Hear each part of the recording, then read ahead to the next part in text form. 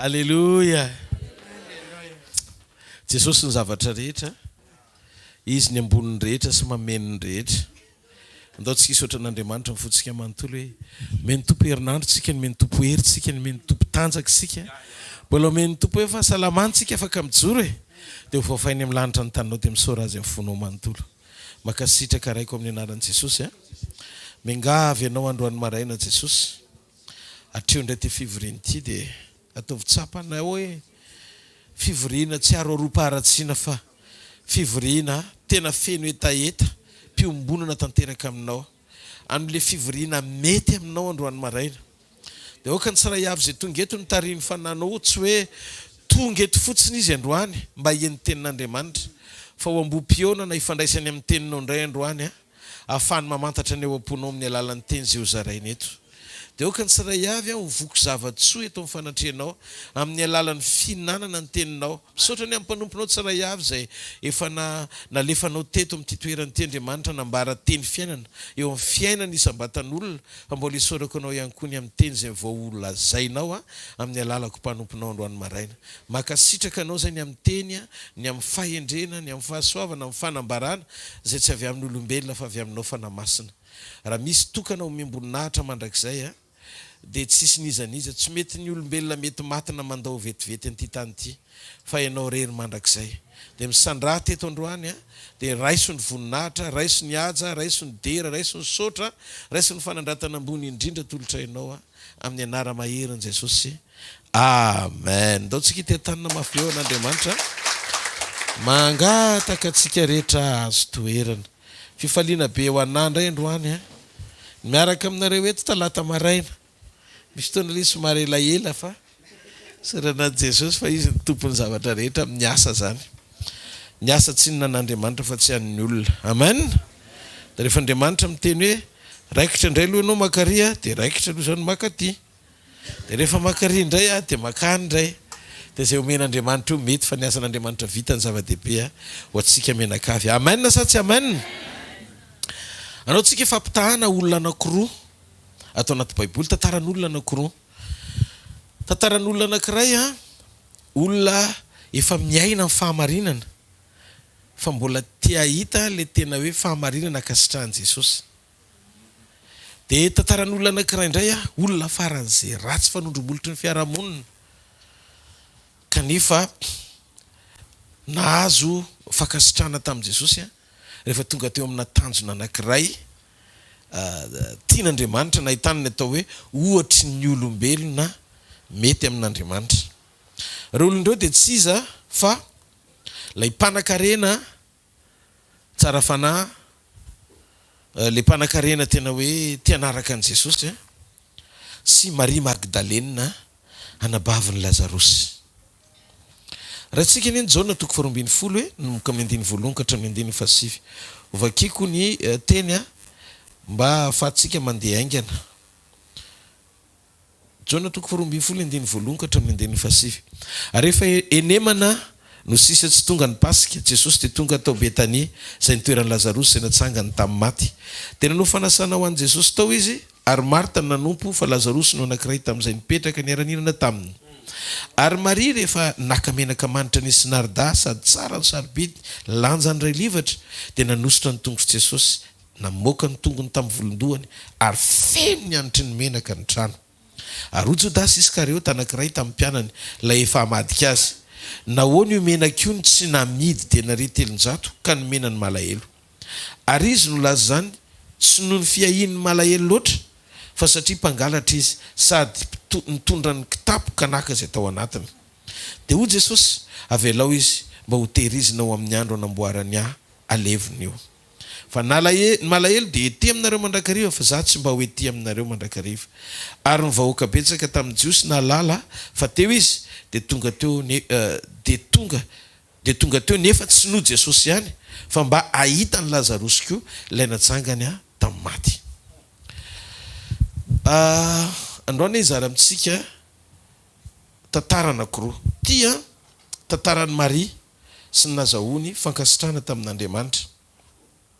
Any amin'ny toko afy io ao amin'io ka toko fafitondiny fena amin'ny telopolo ka hatra amin'ny fasivy efapolo dia tafiditra koa ny tantaran'ny Simona Boka satria tao an-trano ny fanasana ny réaction Simona Boka nahitany Marie Magdalena namoaka ny tongotry Jesosy sy nikasika an' Jesosy hoe fa angatsy fantatrio fa olona mpanota velona io ko maninona ny mpaminany sady olo masina oatra azy manaiky ho kasihan'ny olona maloto oatra ny Maria zany hoe areti-tsaina daholo koa zany nahazo ny rehetrarehetra teo nivoaka teo daholo ny toetra rehetra sy ny zavatra mamesatra ny tsirairay avy tao anatiny io fivoriana indray mandeha io teto amin'ny Matthieu toko faha 9 indray tantaran'ilay mpanan-karena Matthieu toko faha 9 ny 9 ka hatramin'ny 12 ary indry nisy anankiray nantona azy ka nanao hoe mpampianatra inona ny tsara ataoko azahoako fiainana mandrakizay hoy Jesosy taminy nahoana no antaninao ny amin'izay tsara iray ny tsara fa raha te hiditra any amin'ny fiainana ianao tandremo ny didy dia ora lehilahy taminy inona avy moa dia Jesosy no hoe aza mamono olona aza mijangajanga aza mangalatra aza mety ho vavolombelona mandangy manajany raha ianao sy ny reninao ary tiavany namanao tahaka ny tenanao dia olona izatovy taminy zany rehetra zany efa voatandroko avy fa inona ny tsy mbola mahatateraka ay dia hoy Jesosy taminy ay tadidinga amin'ny fahataterahana amin'izay ianao zao ary raha te ho tanteraka ianao mandana amin'ny dio ny fanananao te omeo malahelo dia narakitra any an-danitra ianao dia aviana araka fa noho nandray zany teny zany ilay zatovo dia niala tamin'ny alahelo izy satria manana fananana be dia be manana fananana be dia be alleluia Andriamanitra tsy fahavalo ny fanananao zavatra be dia be fa Andriamanitra fahavalo ny fifikiranao ny fananana sy ny men'Andriamanitra anao mila fantatsika fa manana ny mamaky azy Andriamanitra amin'izao fotoana sy vanim-potoana misy atsika izao ny hoe mamaiky afatratra dia zao tsy inona fa ilay fotoana kely sisananantsika eto ambonin'ny tany mialohan'ny fotoana iverenan'i Jesosy Andriamanitra tsy manome antsika fanambarana mazava ara-potoana ny amin'ny fotoana iverenany hoe amin'ny herinandro izy niverina na rehefa aveo izy niverina fa Andriamanitra liana aneo fanehompamantarana ny amin'ny fisehoany fahakekezan'izany fotoana zany mba ahafahantsika tsirairay avy miambina fatratra arak'izay voasoratra ao Matthieu toko faha 4 noho izany mila miasa saintsika amin'ny amerina ny fiainantsika amin'ny laoniny mihoatra lavitra noho ny fiasan-tsainantsika ny amin'ireo zavatra maro samihafa iainantsika eto ambonin'ny tany ka ilantsika ny fanampian'Andriamanitra tena maika sy tokony ho heverina ny famerenana ny fiainanao amin'ny laoniny araka ny tokony ho izy sy mifanaraka amin'ny sitrapon'Andriamanitra rano marina eto zao misy lehilahy sy tovolahy anankiray ao Matthieu toko 7 zay ndraitsika fanoarana hitondrantsika an'le hoe ny tena ho ampon'Andriamanitra marina amin'izao andro farany zao hoe inona ny zavatra takian'Andriamanitra eo amin'ny olona sy zavatra nasin'Andriamanitra eo amin'ny olona atao hoe nino sy mahalala n'Andriamanitra raha dinitsika Matthieu toko 7 ka hatramin'ny 12 vao mivakitsika teo dia jereo fa teto ity mpanan-karena ity dia mangetaeta fivoarana la hita hoe fiainana tena mendrika ary tonga ny resaka tamin'i Jesosy izy natongavany teo amin'i Jesosy tsy niteny izy hoe mba aneo fahagagana kely na hoe dia andreanao amin'izay fahendrena apetraky ny ray ao anatinao tokony ho zaraina fa nangetaeta fandrosoana izy ary matoa izy tonga teo amin'i Jesosy nangetaeta fandrosoana efa marina ny voalaza amin'ny Baiboly fa tapitra tena vita ny daony mihitsy nitandrina ny didy rehetra zany hoe raha ny tena marina matoa sansedra Jesosy izy manontany ary niteny Jesosy hoe reto ny tokony ataonao dia ho tanteraka ianao tandremo ny didy dingana voalohany ny fitandremana ny didy fa ny dingana faharoa amina kilasy pahatanterahana dia ny fahafahatsika miaina ny fitiavan'Andriamanitra miaina sy mampiaina ny fitiavan'Andriamanitra tirana manontiny tady dingana avo mba anehoany fomba fiainana ampifaly an'Andriamanitra sy ho akasitrahan'Andriamanitra rehefa niteny taminy Jesosy hoe zao no ataonao dia tanteraka ianao tena tamin'ny fomba tsotra le izy fa ny zavatra nahavariana tsy afaka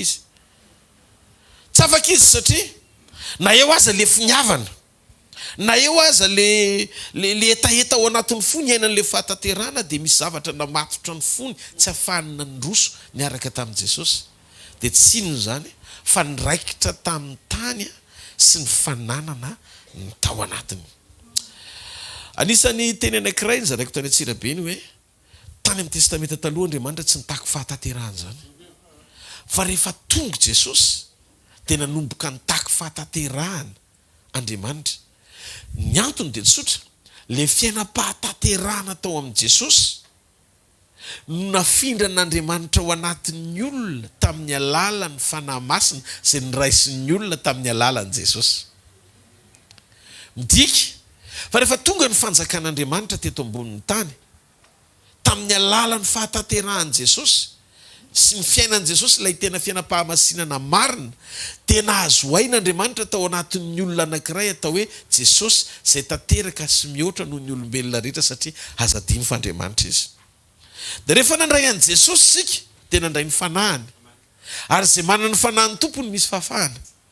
Ary satria nisokajiana ho isan'ny olona afaka ianao dia olona afaka miaina amin'ny fahatateran'Andriamanitra tahaka izay miainan'i Jesosy an'izany. Dia zay mahatonga ny tompo vao tonga amin'izay izy nilaza ao koa tanteraka ianareo tahaka ny fahatateran'ny rainareo zany an-danitra. Kitira namanty nisy nilana azy ihany nanantonany an'i Jesosy nitady an'le dingana atao hoe fahataterana io. Satria teto izy nietreritra fa ny fahataterana dia vokatra avy amin'ny fahaizany mitandrina ny didy.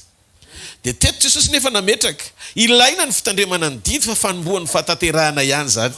Fa ny tena fahataterana eo anatren'Andriamanitra dia ny fanananao toe-po voafora tsy fikitra na amin'inona na amin'inona ankoatran'Andriamanitra.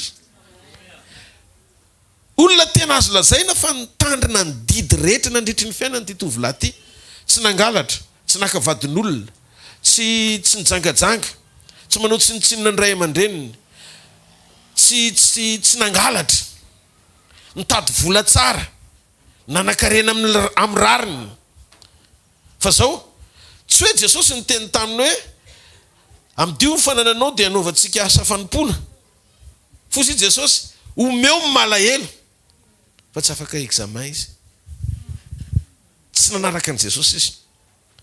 Zao anefa ny zavatra reko tao anaty Baiboly, tao ivelan'ny Baiboly izy, tsy hoe zavatra tsy voasoratra anatin'ny Baiboly fa ao anaty Baiboly izy. Fa Jesosy ny teny. Mba fantatrao izy nitanjoko tao anatiny io. Dia ahoana tombo dia zao nolazainy tao anatin'ny Révélation. Io lehilahy io izy ny tiako hisolo an'i Jodasy, zay no tonga ny antso hoe avy anaraka. Tiako hisolo an'i Jodasy izy. Satria Jodasy nitondra ny titre apostolika, ama apôtre grand, apôtre razy mihitsy. Fa tsy mahagaga fa Jodasy tsy nahavita kory nitandrina ny didy hoe aza mangalatra.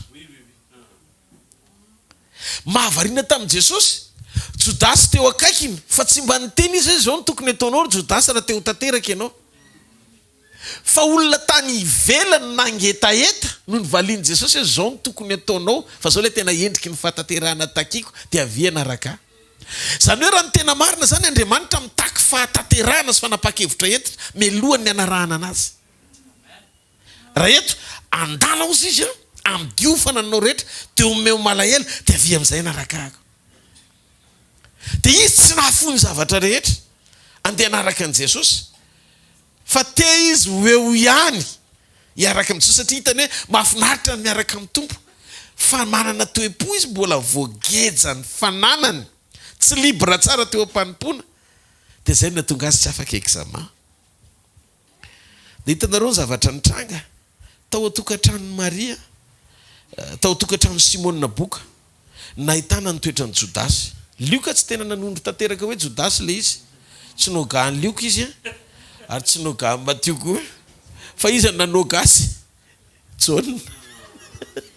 Hozy izy John alao kosa précisena fa raha jody iny azonareo petraka le Jodasy iny. Tonga dia niteneniny John hoe ary Jodasy Iskariota nampiny mihitsy ny fanampy non et prénom complet. mba tsisy eritreritry hoe tsy ho dasiza indray le izy mba ho fantatra hoe le tao anatin'ny fivoriana nanondrana ny saina vola sy dépense sady tonga de netiny de vola tao anaty fahatafitonana hoe raha menaka lafo vidy mbola kely no ny ato anaty kitapo na raraka teo tongotro Jesosy satria navesatra tamin'ny heron'ny vola noho ny fitiavana an'Andriamanitra ny vakina teo tongotro ny tompo tena mbola tokony havita trano roa na telo satria fananany Maria iray manontolo ny natotony tao anatin'iny menaka iny ohatrany hoe volany amin'ny banky zany hoe mipiry ny variteny izy na nimba ny fiainany iray manontolo mba hitsinjova ny hoaviny fa rehefa tonga Jesosy satria ny vesarany fitiavana izy zay zavatra nampanazy ny vakiny teo tongotro Jesosy de nijery hitanareo mahasamy hafa an'le mpanan-karena sy Maria le mpanan-karena nanana etaeta iaina ny fahataterahana fa tsy tonga lafatra tany amin'izay nilan'Andriamanitra azy. Maria olona tsy mendrika mpijangajanga faneso kanefa tonga tampoka tao amin'le le fahafoizana ny zavatra rehetra noho ny fitiavany an'Andriamanitra na feny isanjato azato isanjato ny tapiakofany teo anatren'Andriamanitra. Ny tena marina ny fiakofan'ny Maria le fihetsikita ety ivelany namoaka ny volondohany ny tongotro Jesosy tamin'ny volondohany sy nandraraka an'le menaka manitra teo atongony de efa fandraisendahatra hafa mihitsy avy ao am-pony miainga avy any an-tranony ngamba ny tsy hitany tsony hoe inona reny zavatra sarobidy indrindra ato amin'ity tranoko ty inona io tsisy resaka fanentanana tany amin'ny sinagoga.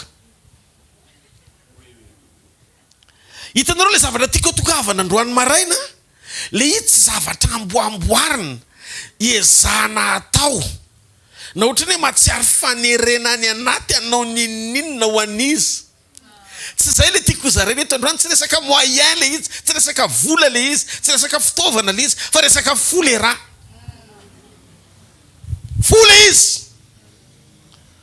avy any Maria tonga de tao an-tranony tao inona re mety nisy bijou tao volamena mety nisy zavatra tao de hoe tsy reto ka tonga saina izy ty menaka ty mividy ny fahotako hatramin'izay ny s'investe tao anatiny ty menaka ty satria raha angonoko ao an-trano ny vola azoko rehetra mety lany ny voalavo fa ao anatin'ny tavoahangy alabastara arakaraky ny otrehany ty menaka ty mahalafo vidy azy de noho izany efa ely ty menaka ty tsy fantatra hoe tamin'izy 4 taona nanomboka ny jangajanga namadika an'le vola ho tonga menaka fa feno le tavoahangy de rehefa feno le tavoahangy tokony raha ny vidin'le izy avitana trano roa fa ozy izy Maria reconnaissante tamin'ny fitiavany fa saika tsy olombelona tsony raha tsy teo izy zay le fifamatorana misy eo amin'ny fiainan'ny olona vita brisement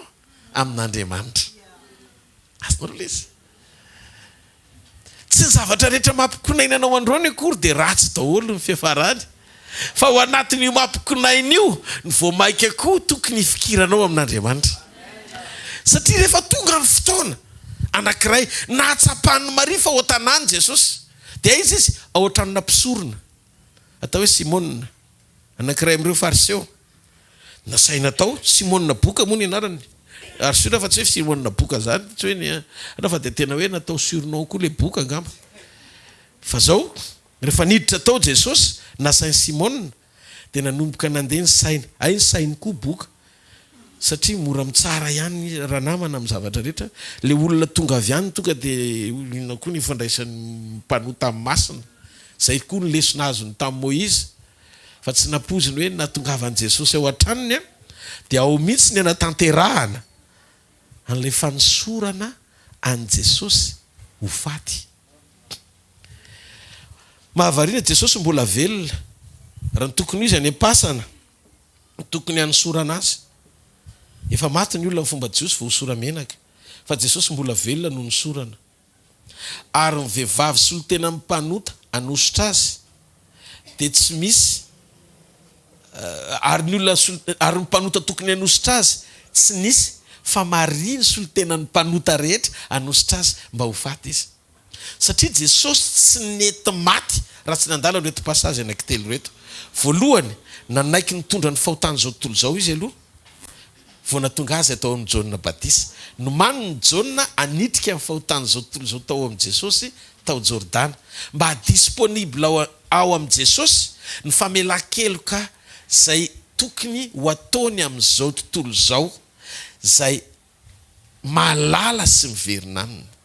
Ny zavatra tiako fantatrao dia zao manana famelan-keloka vonona amin'ny Jesosy daholo na mpanompo sampy na ny olombelona rehetra eto ambony tany rehefa nasitrika tao Jordana izy. Fa ny olona afaka isitraka ny famelan-keloka, isitraka ny fanasitranana, isitraka ny fanafahana dia zay olona mino sy manaiky azy. Azonareo fipetraka ilay izy. Zay no mahatonga Baiboly nilaza tia zao tontolo zao Jesosy fa tsy hoe tia ny apôstôly relona tia mpino toy izao no tiavan'Andriamanitra n'izao tontolo zao. Nomeno ny zanany latokana, ny zanany latokana nomeno ny olombelona rehetra taranaka adama eto ambony tany ho disponible ao amin'ny Jesosy ny famonjena. Zay no natonga Jesosy nitondra ny fahotany zao tontolo zao amin'izao herinandro masina zao ny fahatsiarovana azy. Dia rehefa netiny Jesosy ny fahotany zao tontolo zao, raha tsy nitondra ny fahotany zao tontolo zao napahitana ny Jauna mpanao batisa izy, dia tsy nasitrika tao Jordana ao amin'ny batisa ny fibebahana. Satria nomany Jauna trany am-bohaka anitrika ny fahotany zao tontolo zao, anitrika ny fahotany zao tontolo zao tao Jordana tamin'ny alalany fanaovany batisa any Jesosy rery. Atonao petraka lezy. Dia rehefa nitsangana tao Jesosy, zay le mission, zay ny fanombohan'ny mission, nidina ny fanamasina. Zany hoe nomen'Andriamanitra hery ny zanany. Satria noho ny fitiavany an'izao tontolo zao dia nanaiky an'olo teny izy hiatrika hatramin'ny fahateram-baovao ao amin'ny fahafatesana. Natoran'Andriamanitra tsy mety maty. Fa rehefa tonga nofo Andriamanitra naseho tamin'ny alalan'i Jesosy, nahatongavan'i Jesosy teto ambony tany tsy hoe hitsangana maty andraisin'ny fahafatesana, fa raha ny tokony hoe tsy mila maty akory izy. Fa ny hofatiny nahatongavan'i Jesosy teto ambony tany. Satria tsy natiora ny fahafatesana, fa natioranao vokatry ny ota ny fahafatesana. Ary noho ny fitondrano ny fahotanao nefa tsy nahalala ota izy, dia tsy maintsy nasitrika tao Jordana izy, aneo amin'ny endriky ny batisa hitondrano ny fahotany zao tontolo zao ho fanomboany mission mpamonjena. Ary rehefa nanomboka mission mpamonjena izy, niseho ny fakasitrahan'Andriamanitra voalohany, lay fanahy nambomba teny ambony rano tsy nisy toerana no nidina teo amin'ny Jesosy nanam-pitsaharana. Vonitsanga ny Jesosy. Dia iny Jesosy Kristy zay hitantsika ireo rivo taona lasa iny, nisolo ny toerana tsika teo amoron'ny Jordana. Averiko indray, tsika olona teto ambony tany, fa izy fanahy tao, izy olombelona teto ambony tany tamin'izany, fa zao tontolo zao le fanahy tao aminy noho ny fahotany.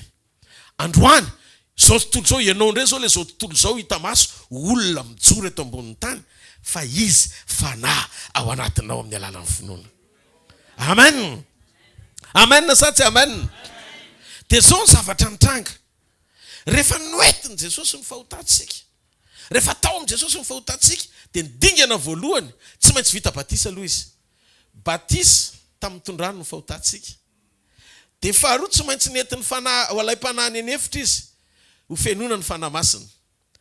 Dia fahatelo tsy maintsy hosorana izy mandalo ny passage d'onction. Fa ny ositra indray tsy ositra tsara, fa ositra ratsy.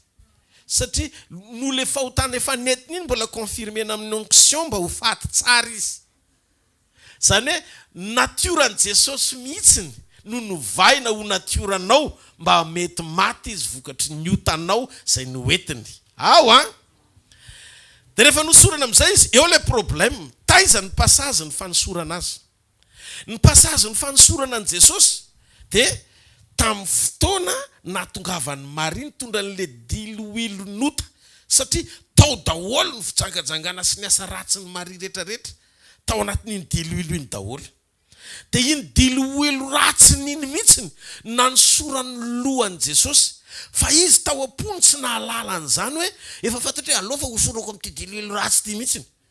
Tsy zay ny attitude-any. Fa le attitude atao anatin'ny fony tsy nahita izy zavatra manandanja tao an-tranony, ary tena hoe anisany nandaniny ny fisasarany ray manontolo tamin'ny fitondran-tena tsy mety. Zany hoe tena diloilo maloto mihitsy zany indra amin'ny ara-panahy. Fa zao iny ny tany Maria fa valeurany fisasarany rehetra. Dia noho ny fitiavany an' Jesosy dia tsy azo ny sakana izy fa netiny le izy nidra tao anatin'ny fivoriana. Dia rehefa nidra tao anatin'ny fivoriana izy instoppable satria mitondra onction.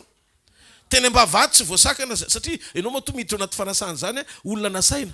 Fa izy tsy voasakana niditra tao atrany Simona boky izy efa tonga teo amin'ny Jesosy vao tonga teo amin'ny Jesosy izy niraisiny le tavoahangy tonga de mivakiny vita le action lohany nosorana hatrany amin'ny dohany ozy izy amin'ny Luka 7 nanositra ny lohany izy sy namoaka ny tongony tam'le menaka de eritreretinareo zavatra nitranga Petera tsy nikasika ny lohany Jesosy John tsisy apôstôly nikasika ny lohany vehivavy anankiray ny afaka nikasika ny lohany nampidina le fa maninona le izy ny vehivavy satria vehivavy niodina fa tsy lehilahy zay natonga ny Jesosy nateraky ny vehivavy tsy nahalalala amarina ny Genesis 7 ho amin'ny tanjona anitsaka ny lohany menarana izy sy le taranaka vaovao midika fa nitaranaka ny vehivavy tsy nahalalala koa tsy nahalalala niteraka ny Jesosy de vehivavy mpanota koa zay niodina satria ny vehivavy nampirana ny lehilahy ny azo fahalalana ny tsara sy ny ratsy tao edena rehefa avy nanandrana izy de zay ny tiako ho fantatra ao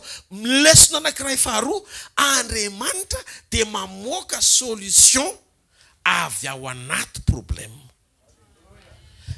le vehivavy niodina ihany nampiasain'Andriamanitra ny dikan'izay nampiasa Maria koa izy ary magaga fa samy Maria nampiasainy nanteraka azy na nanositra azy hitantsika Andriamanitra niala avy any Maria andeha hanositra an' Jesosy ao anatin'ny action mpitiavana ataonao rehefa fitiavana ny manetsika anao ao anaty fahafenona fa tsy filana sitraka sy filana 19 ohatran'le mpanan-karena de akasika ny fon'Andriamanitra ny action anao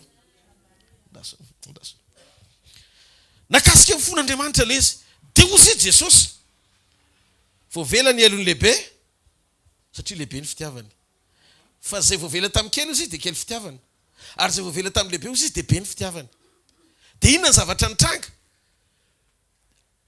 indray Davida indray Jodasy nitsikera satria miseho daholo zany ny fanahy ao anatin'le izy daholo ny fanahy makaiza teo izy Jodasy iny menaka iny zao izy raha ohatra ka navatra ny mena malahelo de ohatrina tena tsy zakany zany le fiakofana teo tongotra Jesosy de tena maninona menaka manitra be ohatran'ireny ny vakina teo atongony tena nandeha calcul machine calculer tokony mba nizarena telo iny ny atsasany anana de raha tato anaty kitapo zao iny de efa nazahoako apahevany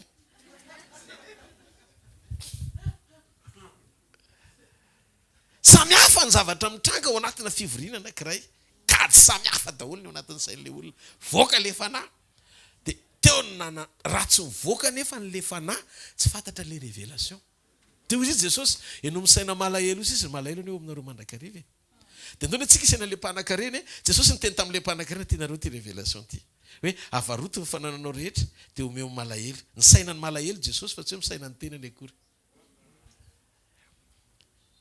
fa rehefa action ampitiavana nataony Maria tsy le menaka ny nasainy Jesosy nakany amin'ny malahelo tsony ny vidiny fa izy ny malahelo de eo aminareo mandrakariva fa izy ny révélation miafina ambadiky ty menaky ty izy fiatraikany amin'izao tontolo zao satria solotena ny mpanota rehetra eto ambonin'ny tany Maria anositra amin'le ositry ny fahafatesana mba hanamboarana ho alevina mason'olo izy zany hoe lasa conductrice moa zany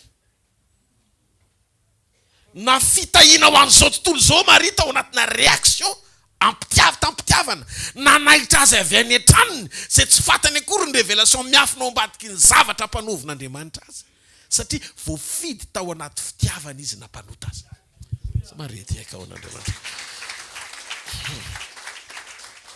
iny hoe Andriamanitra tsy mijery ny sokajinao eo amin'izay endrika hitany ianao androany hoe ratsy ianao fa Andriamanitra afaka hanovany faratsianao ho fahatsarana faratapony rehefa tonga sainy ianao ny alehibe ny fitiavany tsy Maria ty aka ao an'Andriamanitra ozy izy Maria totra Jesosy inona no ataoko anao no indro nafoinao ay hatramy ny ainao ny atompoko tsy angina amafisiko laidina fianao irerito po no fiainako. Tena marina taopony marily izy ozy izy ny fiainako tsy ao anatin'ny ty tavoangy sy fanahiko hatramin'izay ty tsony. Nahita fiainana, nahita olona anankiray ny saika nitondrany ty dilo ilo ty fitoram-bato teo amin'ny tany, teo tokotanin'ny tempoly. Fa rehefa niona tamin'ilay tena fiainana aka ny banjina ny masoko izy. Dre Maria, misy nanameloka anao ve? Ferina tao an-tsamy daholy. Tsy tompoko, aiza daholy le olona toram-bato teo Maria? Tsisy, teteny Jesosy. Avelao zay manam-piniavana te toram-bato anao. Fa raha mbola eo ny fanatrehako. Tsisy akasika anao renina ray ary. Tsisy akasika anao renina ray ary. Teo izy izy, tsaroany mariny fitiavan'i Jesosy. Nanomboka nangano ano izy tao an-tranony. Jesosy zao, tsy apitsono ny fiainako. Fa ny fiainako, ao aminao ny fiainako. Ndraisy ny Maria le diloilo. Tonga dia niazakazaka izy. Tsy fatany révélation hoe efa Andriamanitra ny manetsika azy io hoe anositra an Jesosy ho faty zany hoe ny participer ohatran'ny Jauna mpanao batisy Maria. Ny participer izy ohatran'ny Jauna. Jauna zao amina tonga azy hoe amin'izay natera-behivavy dia tsy misy lehilahy, tsy misy olona lehibe no Jauna. Moïse gisitra, Eli gisitra. Fa hoana tsisy olona vonseray ny vavahany akory dia sitrany. Nefa ry Elisy maty natsangany. Ny fahalebiazana tsy miafy no ambadiky ny fomba ampiasan'Andriamanitra. Hitan'ny olona va tena velona Andriamanitra tsy hita maso. Tsy fa ny mpamantarana ity ivelany no maritan'Andriamanitra ny atao hoe voa amin'ny fahalebiazana. Fa lanjany fisinao ao anaty programa mpamonjem-panahy magoavana anao. Nanaiky Jauna ho fantsona melohan'ny fotoana nahaterahana nefa no manana tranem-boaka anao batisan'i Jesosy ho amin'ny tanjo mpamonjena an'izao tontolo izao, satria zao tontolo izao no nampahitana azy ao anatina vision amin'ny mahaprofety azy hoe indro zanakon'Andriamanitra izay mitondra fahotana zao tontolo izao. Meno tsara ve nareo? Dika izay fanan'Andriamanitra no efa nanomana ny Jauna ho amin'ny tanjo pisiny. Dia nanaiky Jauna. Tsisy marary anankiray ny sitrany fa antso tany anefitra amboatra ny lalan'i Jehovah sy amerina ny maro ao amin'Andriamanitra. Zany ny mesaziny Jauna mpanao batisy. Rehefa vita ny mission, vita batisy Jesosy. Tejerena reo ny zavatra nitranga. Izy tany amboaka nahalalani Jesosy. Vao tonga Elizabeta nietsika ny tao kibony Elizabeta. Vao tonga Maria amangy an'i Elizabeta dia nietsika ny tao kibony Maria, tao kibony Elizabeta mibitaka dia tonga dia feno fanamasina Elizabeta. Miteny hoe fa mba iza moa ny vangin'ny tompoko. Zany hoe Jauna zany tao akibo izy. Mbola tsy niteny akory fa mbola zaza. Tsy haiko hoe enim-bolana ao am-boaka. Dia efa nahalala ny fisian'i Jesosy tao akibon'ny Maria vao mitsaika. Azonareo fipetraka ilay izy. Zany hoe rehefa feno fanamasina fotsiny ianao dia tsy mampaninona na hatrany amboaka aza fa ny fanamasina no mitarika anao alala zay tokony ataonao. Fa rehefa vao vita batisy Jesosy dia tsisy fanamasina tsony na tany ampisoro na tany amin'ny Jauna. Jauna tsisy fanamasina lidra tany amponjo indra tianareo fantatra. Dia inona ny zavatra nitranga? Rehefa tsisy fanamasina ianao dia lasa mametra-panontaniana amin'izay. Nefa ny zavatra nampahitananao ihany no toerinao. Izy ve ny mbola andresina sa mbola hafa no avy? Dia alohan'Andriamanitra Jauna ny antisipena amin'ny fahafatesany mba tsy ho very ny toerany. Tsy ny fahatapahan-doha eto ambonin'ny tany ny faran'izay zavatra ratsy indrindra fa ny fahaverezana ny amin'ny elo. Dia hozy izy Andriamanitra aloha antisipena ny felany mba tsy ho very ny toerany amin'ny maha olona lehibe indrindra amin'izay natera-behivavy azy. Ka izay mahatonga milaza maro ny olona misaina hoe ny antom-pisian'Andriamanitra dia apety ny fiainanao eto ambonin'ny tany, fa ny tena ho ampon'Andriamanitra ny lanjan'ny famonjenanao ao amandrakizay. Halleluja! Dia hozy izy Andriamanitra Jauna tao amboaka mbola ilaiko lavitra noho ny Jauna ngeza be tsy misy fanamasina. Rehefa tapitra mission dia niala ny fanahy. satria fa Jesosy rery nisy fanahy. Ary amin'ny fotoana io Andriamanitra efa mahita fahataterahana hitoerana. Azonao ve taklesa? Dia nahazo aina amin'ny fanahy masin'Andriamanitra satria Jesosy tanteraka. Fa tsy ohatran'ny olona rehetra. Tsy nanalaota izy sady tsy nanota izy. Fa fiainana fiapetrana fahamasinana ahatonga ny fanjakan'Andriamanitra eto ambonin'ny tany. Satria ny fanahy taon'i Jesosy tsy fanahy tany amin'ny Elia, tsy fanahy tany amin'ny Moïse, fa fanahy avy any amin'ny ray.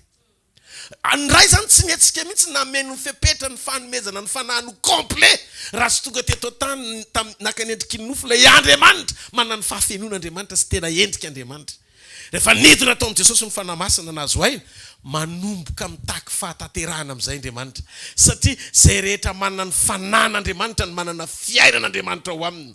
Ary tsika matoa mandray an' Jesosy dia tsika natao hanana ny fanahan' Jesosy. Ary ny fanahan' Jesosy nahatonga le anarana atao hoe masina mpamary toetra, tonga anarana, haleloia, rehefa tanteraka teo amin'i Jesosy Kristy le fahafenona. Noho izany tsy voatery ho fantatrao ny révélation miafina ao ambadiky ny fijoroanao ho an'Andriamanitra. Tsika tsy natao hitoky amin'ny ezaky ny fahatsarana efa niainantsika tamin'ny fitandremana ny didy hatramin'ny voalohany. Fa tsika natao hitoky amin'ny fahafenon'ny fanahy ny fiainantsika ny fitiavany. Ary rehefa ao anatinao ny fahafenon'ny fitiavany dia tsy hanoto zany ianao. Tsy olona sasa manoto zany rehefa tena tia. Satria mahalahelo ianao raha mahalahelo Jesosy. Nareo ve tsy mahita an'izany? Raha vao misy zavatra ohatrany hoe tsy mety zany nataonao dia renao any anatin'ny fonao hoe tsy tranquille ny sainao sy ny fonao ao anaty ao mihitsy. Satria renao hoe mahalahelo Jesosy. Noho izany tsy tiantsika loatra Jesosy dia tsy ianao izay mampalahelo azy. Sika ataovy amen moa. Zao ny zavatra mitranga. Le mpanan-karena tsy tao amin'i Jesosy ny nanasivany an'le soa hoe navary ny fananany rehetra dia nanohanany an'i Jesosy.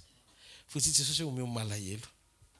Neny Maria tsy nomena niadivany Jodasy ho an'ny malahelo le fanatitra. Fa nataony Maria ho an'i Jesosy le izy. Satria zay ny taoam-pony melohan'ny fotoana nakany azy tany an-trany mandra-pahatonga azy anositra an'i Jesosy. Maria tsy nahalala fa solotena mpanota rehetra teto ambonin'ny tany izy andeha anositra an'i Jesosy mba hamboatra azy ho alevina. Zay natonga azy rehefa maty Jesosy dia mbola niaraka tamin'ny Maria ren'i Jesosy ne tany am-pasana. Fa zao ny zavatra nitranga. Tsy nilaina intsony le menaka satria efa vita. Izy tsy nihaino tsara tao anaty fivoriana dia tsy nikapotra tao anatina révélation zay fanambaran'i Jesosy tamin'ny namaliny an'i Jodasy. Ary mahavariana Jesosy tokony hikitika amin'ny Maria mihitsy enao io anie Maria efa manomboka anositra anao. Mba tiana hoe fantatry Maria zany hoe zay le izy dia tsy anositra tsy hitondra menaka intsony izy fa nitenen'i Jesosy fotsiny rehefa tokony mihaino tsara Maria. Zay mahatonga milaza misy zavatra rehefa Andriamanitra miteny enao mila manongila tsofina tsara ao anaty etaeta mba ndray zay tokony ho anjaranao. Fa misy teny votsitra tokony hanafaka anao fa le anao variana kely natory iny natonga le tsy voarainao.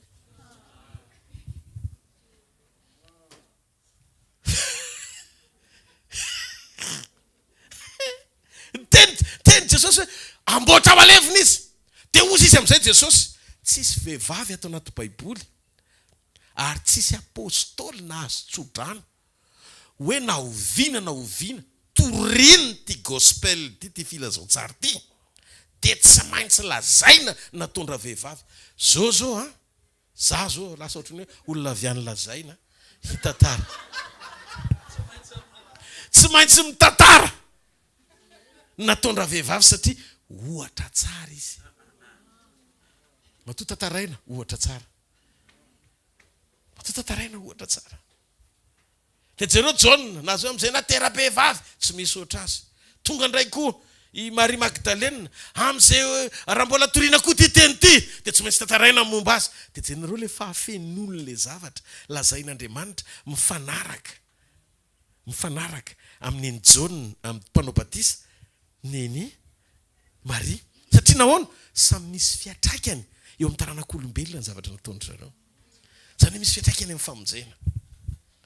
Dia iny amin'izay Jesosy ny farany tamina tombo-kase anankiray teo amboniny tao Kalvari le izy. Nila nanao fandraisana Jesosy. Tao Getsemane ny fandraisana. Le kapoaka ny tsy fahataterahana ny sotrony, ny solony ny kapoaka ny fahamarinana dia ny kapoaka famelan-keloka tamin'ny rany. Feno fepetra batisa fa fenon'ny fanahy ositra Maria Magdalena fandraisana ny fanasan'ny olona. Fa ny tsika Andriamanitra fandraisana ny fanasan'ny Tompo. Fanasan'ny olona ilay satria nasaina izy ho amin'ny fahotantsika. Raha io, raha azo atao. Esory amiko ty kapoaka ty. Nahita an'ilay kapoaka izy dia hozy izy any amin'ny bokin'ny Korintiana voalohany toko farak'y 7:7. Hozy izy maintsy naovinana nareo misotro amin'ny kapoaka tony. Takalo kapoaka le zavatra. Ny kapoaka amin'ny faharatsianao ny sotrony. Na tsy sitrapony aza satria fatany fangirifiriny amin'ny fitondrana an'izany fa tsy maintsy ho faty izy raha vao vita le tombo-kase farany ao anaty fandraisana dia tsy maintsy ho faty izy. Dia nao koa tiano atsangana amin'ny fataterana sy fanamarinana maimaim-poana amin'ny alalan'ny finoana ho azy fandraisanao famonjeny. Dia rehefa nisotronao ny kapoakany dia zao ny zavatra mitranga nanamarina tsika maimaim-poana tao amin'ny malala izy. Rehefa veryntsika ka nangataka famindram-pony ny fahatsotsika dia nahazo fanamarinana maimaim-poana tao aminy. Dia zao ny zavatra misy raha tokony melohany ianao dia mamindra fo izy. Zany ny antony ty herinandro masiny ty. Fahatsiarovana ny lalan'ny tondran'i Jesosy ny fahoriana. Tamin'izay rehetra ny aretany nanomboka tany amin'ny fahaterahany mandrapatonga tamin'ny fotoana nahafatesany ary ny fitsanganany raha oharina amin'ny fiverenany. Amen. Izany ny fahafatesan'i Jesosy no terena. Ohatrany hoe terena le fahafatesana. Allô? Satria tsy mety maty. Tsy mety maty izy. Izy tanteraka tsy hita mihitsy irika amelezana azy. Nandalo fizantoetra izy, nandalo zavatra be dia be, niatrika ny brisement koa izy. Fa zao ny zavatra nitranga, naharitra izy tao anaty fijoroana. Naharitra izy tao anaty fijoroana satria tiany ianao. Dia mba fantatrao ve? Fa nitereko ho faty izy. Tonga fahotany zao tontolo zao izy, nanaiky natao batisa, nizotra tamin'ny lalan'ny mpanota. Satria raha tsy mpanota ianao tsy tokony hibebaka. Kanefa izy tsy nanota fa nanina nandalo ny lalan'ny fibebanana ny mpanaovan'i Jaona Batisa azy satria nitondra ny fahotanao izy. Zany hoe niterena. Zay tsy nalala ota natao ota fotsiny tsotro zao izy Paoly. Mba tonga tsika ho fahamarinan'Andriamanitra ao aminy. Dia rehefa niterena tao amin'ireo dingana anankiefatra ireo izy, batisa, fafenon'ny fanahy, avy eo indray fanosorany Maria Magdalena, fisotrona ny kapoaka tao Getsemane, feno ny fepetra, tsy maintsy go Jesosy. Maty. Dia tsika koa terena ho velona mandrakizay. Satria rehefa tonga tao nitafy natiora amin'ny fahafatesany tsika dia tsy maintsy mandala an'ireo pasazy ireo. Mandray batisa amin'ny fananganana avy amin'ny finoantsika an'i Jesosy. Alleluia. Mandalo ny pasazy ny fahafenon'ny hery avy amin'ny fanahy masina. Hosoran'Andriamanitra. Alleluia. Anana ny natiora-pahavelomany. Amen. Mandray ny fanasan'ny tompo. Dia hoy Jesosy hoe zay mihinana ny novoko sy misotro ny rako no manana fiainana mandrakizay ary za nangana azy amin'ny andro farany. Noho izany ty resaky ty hatramin'ny farany. Alleluia. Alleluia. Atrony amaranantsika an'le izy. Atrony amaranantsika an'le izy. Ka le izy ny atonga antsika any an-danitra tiany Jesosy ho hita tsy hoe ny fiezahantsika. Dia rehefa tonga amin'i Jesosy ianao dia aza manao an'ileo rehefa mba tanteraka hoe fa mba miaina zany koa manko mbola fandrika. Rehefa hitanao ianao hoe mijery ny olona ianao mba ianao fa mba tsy mijangajanga, tsy mangalatra, tsy voatandrinao daholo ny zavatretrretra fa mba misy fahamarinana kely iainanao. Dia aza dedaka miteny ohatran'ilay mpananka ny tsara fanao, inona koa mbola ilaiko mba hatonga banana aza midedaka paka 19 ho mpanompoana ny ano rendretraretra iny fa fahoany fa tsy ho an'ny olona le izy fa ho an'Andriamanitra le izy. Fety ianao mbola mitady fanamarinana eo mason'ny olona, mbola misy tsy tanteraka mila amboarina ao anatinao. Satria ny olona miaina fahatanterana tsy mahita ny tena no tanteraka izany. Fa mbola manan-javatra tokony atao ohatran'ny Maria ahafeno ny fepetra-pahatanterahana. Satria ny tany aloha tsy tanteraka fa sombitsombony. Fa rehefa tonga Jesosy dia feno ny fahatanterahana satria izy ndrehetra mameno ndrehetra eo amin'ny fiainantsika. Jesosy Kristy avy any Nazareta no ilainao. Halleluja. Ndao tsika hitsangana ary amin'ny voninahitra n'Andriamanitra. Avofany amin'ny lanitra ny taninao dia misaoran'Andriamanitra ny fonao iray manontolo. Sotranao zay raiko amin'ny anaran'i Jesosy. ny amin'ny teny fiainana sy fanairana anay ao anatin'ny teny fahamarinana izay omena ao anay.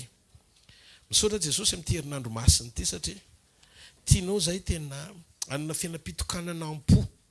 Ny zavatra tadiavinao aminay tsy hoe izay mahavita mifady anina be, izay mahavita tena hoe mampahoriny ny tenanay ety ivelany mihitsiny mba ifandray amin'izany atao hoe fahorianao izany ro arivo-taona lasa.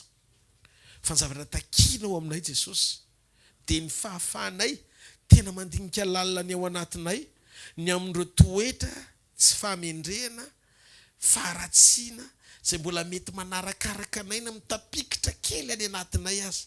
Mety mavesatra eo anatrenao ilay izy fa ohatra indraindray negligenay na maivaninay. Fa mitehana ity dia andiny teny izay. Satria anao milaza hoe aoka ho tanteraka ianareo. Tompo malalo, aoka ny herin'ny fahatanteranao avy amin'ny alalan'ny fiasan'ny fananao masina hiasa ato anatinay, ametraka atao am-ponay ny vesatry ny fitiavana, dia ilay fitiavana marina atokanay ho libre eo am-panimpona, hisaina ny fanjakanao ary ametraka izany fanjakanao izany ho lara-pahamehana ao anatinay. Vavaka ho an-tsiray avy androany amin'ny anaran'i Jesosy. Raiso ny fahasoavan'Andriamanitra. Ahatonga anao hiaina izany fiainam-pakasitran'Andriamanitra izany. Ninona tolo vesatra rehetra ao anatinao dia fitsorana sy sorona izany tsy anaketsy anapahefana. Mahita ny firehetanao vaovao indray aho eo am-panimpona. Tsy ilay karazan'olona mampandefitra n'Andriamanitra sy ny sitrapony ireny, fa olona mametraka ny sitrapon'Andriamanitra ho lara-pahamehana. Mahita ny fiadananao maro toerana ahako, ary mahita ny fitsaharanao ho tafatoetra ihany koa. Raiso ny fahasoavan'Andriamanitra androany maraina, reo rofy aretina, malezolezo, vizambizana, manaintaina, reo karazana aretina rehetra izay mikoriny eto ambonin'ny tany tiany Satana amin'ny tenany zanak'Andriamanitra amin'izao ny faran'izao, mahita amin'ity marain'ity fa esorin'Andriamanitra tsy eo amin'ny vatanao izany. Satria manapa-kevitra am-po ianao ny olon'Andriamanitra, dia Andriamanitra isaina ny ampiasanao, dia salama ho azy amin'izay ianao androany maraina. Raiso ny fanasitranana anao amin'ny anara-maherin'i Jesosy Kristy avy any Nazareta. Sokafo ny vavanao dia teneno Andriamanitra, sitrano Andriamanitra. Afao ny fanahiko, afao ny aiko, afao ny nofiko, izay zavatra hita tokony ho afahana rehetra eo amin'ny fiainako, esory sy ongoty Andriamanitra, izay tsy avy aminao rehetra, esory sy ongoty amin'ny anaran'i Jesosy Kristy avy any Nazareta. Raiso ny fanasitranana anao amin'ny anaran'i Jesosy, dia aoka ianao teny hifaly anome voninahitrin'Andriamanitra eny amin'ny fiasany androany maraina. Hitondra kasika sy fanasitrana, fanovana sy fananganana eo amin'ny fiainanao amin'ity marain'ity Andriamanitra, amin'ny anara maherin'i Jesosy Kristy avy any Nazareta. Ao fofainy amin'ny lanitra ny tanao dia misaora azy amin'ny fonao manontolo. Makasitraka Jesosy. Saotra fa miasa ianao. Raha miasa ianao tsy misy masakana ary tsy misy marombaka amin'ny tananao mandrakizay. Dia misaotra amin'izao fotoana izao fa niaino sy namaly anay ianao amin'ny anaran'i Jesosy. Amen. Alleluia. Mazoto toerana anao fanatritsika ao an'Andriamanitra. Mariana zany moa fa efa manomboka misaintsaina sy manatanteraka tsika ny fandrosoana ao anatin'ny fananganana ny centre amin'izay ndao ity tanana moa any tompo. Dia fantatro hoe fantatro fa ianao dia olona azon'Andriamanitra ampiasaina tsara. Za koa azon'Andriamanitra ampiasaina tsara, sa tsy zany? Dia ho ataontsika mpitiavana satria ho amin'ny tanjom-pamonjem-panahy daholo ny zavatra rehetra.